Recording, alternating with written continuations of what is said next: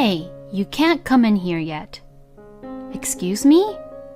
You need to go buy these first. Saying that, my mother-in-law Laura handed me a piece of paper which had a list on it. Is she asking me to actually get all the things in this list? You better hurry up, okay? My name is Alice, and I am a 32-year-old housewife. I got recently married to my husband, Tim. I met him at a blind date, but he approached me aggressively, and we started dating, and then we got married. I was surprised at the fact that we got married within 6 months of dating. But, considering our ages, I thought it was better to make the decision to marry him quickly. One of the reasons people were really surprised at my decision to get married so soon to Tim was because of the man I had dated before my husband. My ex, Kurt, and I had been dating since our freshman year of college, and had been together for about 12 years. We lived together for a long time, and people around us were always teasing both of us about when we would get married.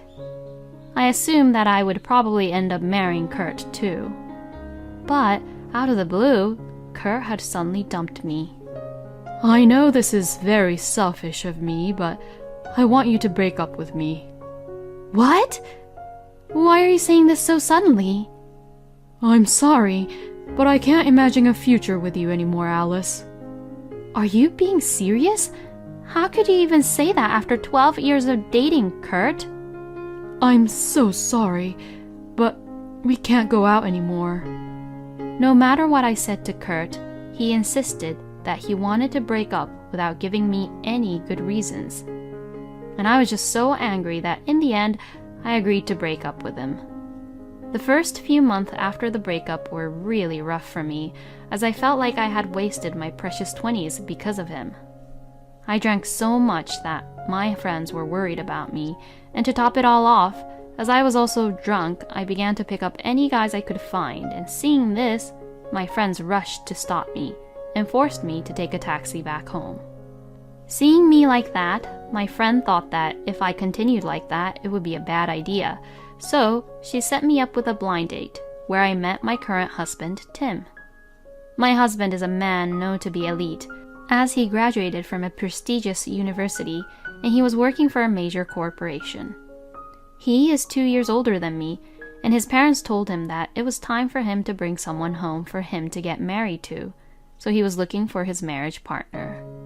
And he aggressively approached me, so I fell for him easily.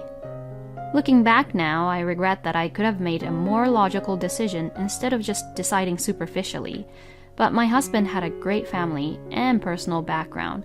It didn't look that bad, so I guess I had no choice but to be deceived by him. Besides, to someone who was dumped after going out for 12 years, a partner like him for a marriage was just perfect at that time for me. All of these reasons, and with that timing, this made me decide to marry my husband. When I married Tim, he asked me to fully focus on being a housewife. I liked my job that I was working at, but not so much that I wanted to continue it against my husband's will. So that's why I became a full-time housewife. From then on, I supported my husband by doing my best at all the house chores. So I think our marriage was going well in its own way. But at the same time, there were times where I felt really bored of it too. Not working meant that I had so much time on my hands as a housewife. If I thought like that, then probably I'm more the type where I like to be busy working away. But since I got married and became a full-time housewife, I thought I should properly do my part for my husband. And so the days passed by in the blink of an eye, and a year had passed since we got married. Since then, nothing had changed so much, and we continued to go about our daily lives as usual. In my husband's family, he is the youngest as he has 2 elder sisters, Rachel and Julia, and his sisters are very friendly and nice to me, and they would often come over to our house to visit. But my husband would always make an unhappy face when Rachel and Julia comes over to visit us. Rachel and Julia were kind, but they were also very caring and reliable, and whenever my husband did something, they would get very angry at him. So, maybe because of that, my husband gets a little nervous when Rachel and Julia were around. But I had never seen Rachel or Julia getting angry at Tim like that, so when he told me about that part, I didn't take him that serious about it. Then, as another year was about to end, I received a phone call from my mother-in-law, Laura, all of a sudden. "Hello, Laura. You called me all of a sudden. So did something happen? You and Tim should come visit me this New Year's." "Pardon me? You didn't come last year, right? So that's why you should come this year. I'll show you how to spend the New Year's in our house." Saying just that, Laura hung up the phone. "Who was it from?" "It was from your mother. She wants us to visit her for the New Year's." "Well, it's true. We didn't get to go last year. It's been a while since we went, so I guess we should go then." I thought that I was going to spend a relaxing time at home for this New Year's. I thought that I would be drinking beer, watching the TV, and taking it easy during the New Year's holidays. I had no idea that I would be going to Laura's house. And to have her contact us on Christmas Eve, with only a week or so to go until the New Year's. Originally, we had not visited my parents-in-law that much. And that's because my husband didn't want to visit them frequently. Last year, I did ask him if we didn't have to go during Christmas and New Year's or not, but he refused, saying things like, "It's okay, my family doesn't really expect a lot out from us." Well, I think it was probably because he would have more chances to see his sisters if we visited at that time. So, that's why we would visit them every month or so on a day when there was nothing going on. I was a little depressed about visiting my in-laws for the New Year's.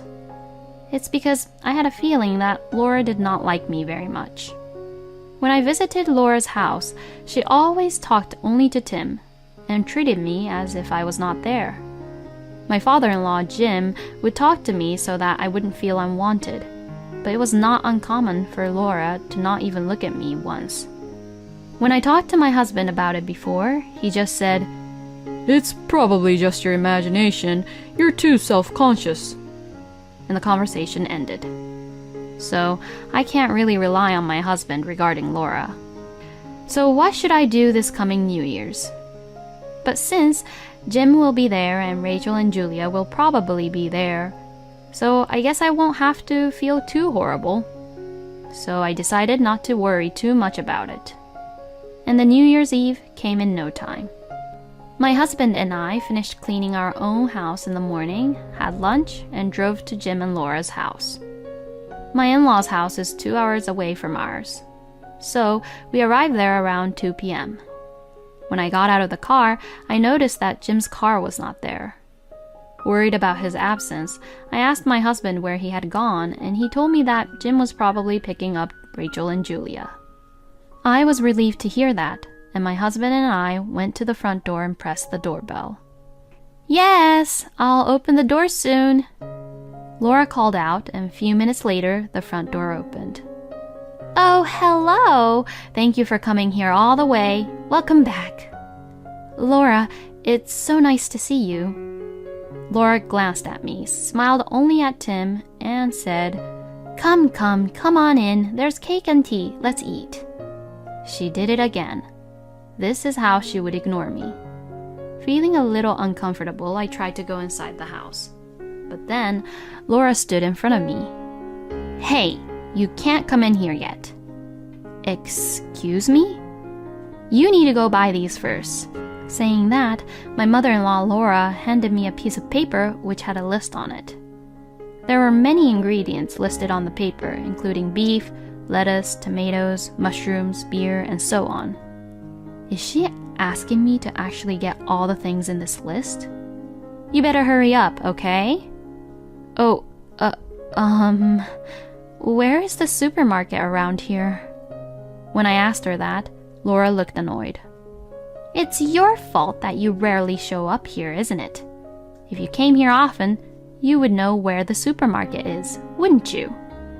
Check where the supermarkets are by yourself." "Oh, okay. Then what about the food expenses? Shall I just pay for it and ask you to pay back after? When I said that, Laura's eyes widened and she became angry. You rarely come visit my house, but you want me to pay for it? I can't believe you. Laura began to shout, so Tim came over to see what was going on. What's wrong, Mom? Oh, Tim, honey, Alice just tried to make me pay for the groceries. What? Hey, don't annoy Mom like that. You should just pay for that stuff instead. What? But then I'll pay it out from our family budget. Is that okay with you? Huh? Pay it from your credit card. Don't pay it from our family budget. No way. Just hurry up and go. We're about to have our tea time, so don't ruin it. Saying that, Laura slammed the front door on me loudly. How unbelievable. I was so angry at Laura's attitude, as well as the mama's boy husband and his action. I was so mad that I crumpled up the list, threw it right in front of the front door, and got in the car to go home. On the way home, I stopped at a supermarket and bought some amazing appetizers, steak, and beer. I arrived home at 5 p.m., so I took a bath to relax and drank the cold, delicious beer while eating the appetizers by myself from about 6 p.m. I was enjoying my own time and I was watching TV while getting a little bit tipsy. Suddenly, I looked over at my phone, which I had put on silent, to see if my husband had called. But there was no phone call or even a text message from my husband, even though I had come home without shopping. For some reason, that made me angry too. I was getting irritated, so I decided to distract myself by eating the delicious steak. As I was eating my steak, the doorbell rang all of a sudden. And as I was thinking who could it be at this hour and opened the door, I saw my in-laws and Tim standing there. To my surprise, Rachel began to apologize by saying, "I'm sorry for my stupid mother and brother." Both Laura and Tim's eyes were bright red. This was not because they were drunk or anything, but because they were yelled at by Rachel, Julia, and Jim, and they were probably crying. Being forced by Rachel and Julia, Tim and Laura began to apologize. Well, they sounded like they had to apologize because they were forced to. After, I took Tim into the house and the in-laws left. As soon as my husband saw that his sisters and his father were gone, he immediately became angry, saying, "Why didn't you cover for me?" He continued to complain about it, but I just ignored him. And a few days later, I met my high school friends for the first time in a while and had lunch with them. But on the way home, I saw my husband having an affair with another woman. He was walking arm in arm with a young woman. I quickly took a photo of the two of them from the shadows and sent it to my husband over text message asking him what this was all about. Then he read the message, but he didn't reply back and ignored the text message. As I waited for my husband to return home, angry at him for not replying back to me, he brought back his lover and Laura with him. Laura and his lover came in without my permission. Then Laura began to say, "This woman is much more suitable for my son than you, so you should leave my son." She even said, "Because you were unworthy, my son ended up having an affair, so there will be no alimony." Tim also took advantage of the situation and said, "It's your fault. It's not my fault, okay?" His lover was grinning with a victorious look on her face. Then my husband brought out the signed divorce papers. I pretended to be upset and said, "Hey, give me some time to think about it," and walked out. My husband thought that I was panicking, so he grinned and said, "Come back soon, we'll be waiting for you." I went into a cafe and immediately called Rachel and Julia about it. They both came right away, and I played them what Tim and Laura had said to me, which I had recorded secretly. Both Rachel and Julia was so angry and said to me, "Please send that recording to our father as well." And after sending it, the three of us then went back to the house where Tim, Laura, and Tim's lover was. My husband and Laura were so surprised that Rachel and Julia had also arrived that they fell off their chairs. "You! That's enough." "Yeah, We're always angry at you, but how can we get you to understand that what you're doing is wrong here? Both Rachel and Julia got mad at Tim first. And soon after, Rachel and Julia also got mad at Laura. This is what happens when you spoil him, Mom. I mean, what is wrong with you? What kind of nerve do you have to approve your own son's affair? Both Tim and Laura were frightened and tried to blame on Tim's lover. Then, both Rachel and Laura put their faces close to Tim's lover and glared at her. Tim's lover got so scared of them that she became teary-eyed and trembled, saying, I'm sorry. Rachel and Julia then made her husband promise by saying, You will get a divorce, Tim, but you must pay the alimony to Alice. Well, there was no way not to pay for alimony when Tim even admitted that he was having an affair by himself. Then, as I was signing the divorce papers, Laura's phone rang. Apparently, she received a text message from Jim. Oh my God, what shall I do? Jim is saying that he's going to divorce me. Laura was panicking and clung desperately to my husband with tears in her eyes. But Tim had to pay alimony to me because of Rachel and Julia, so he couldn't afford to worry about his own mother right now. Well, don't ask me about it. I don't even have the capacity to look after you. That was what he was saying to Laura. After that, we successfully got divorced. By the way, Tim's lover disappeared from Tim after paying alimony because she was too scared of Rachel and Julia. And it seems that Jim really divorced Laura too, and now she had forced herself into Tim's place so that she could live with him. They are now living together, and Tim is the one paying off the alimony and cover living expenses for both Laura and him. But the affair was discovered by someone at work somehow, and word spread through Tim's company, and he was given a pay cut, so apparently he is living poorly. It's what both Tim and Laura deserves. Meanwhile, Rachel had asked me if I wanted to join her company because someone quit at her place, so I went in for a job interview. They hired me as a full-time employee, and I am now working hard with Rachel. And both Rachel and Julia took me to a bar after work to celebrate for getting a new job and divorcing Tim. You know, this is our go-to place. They've had a new bartender for a couple of years now, and he's nice and handsome. Wow, really? Is he a young man? No, I think he's about your age, Alice. He's in his early 30s, I think. While having this conversation with them, we arrived at the bar. I followed Rachel and Julia and sat at the counter. Welcome! The bartender said that, so I looked at who he was. Kurt! Alice! To my surprise, there he was, my ex-boyfriend who dumped me after 12 years of dating.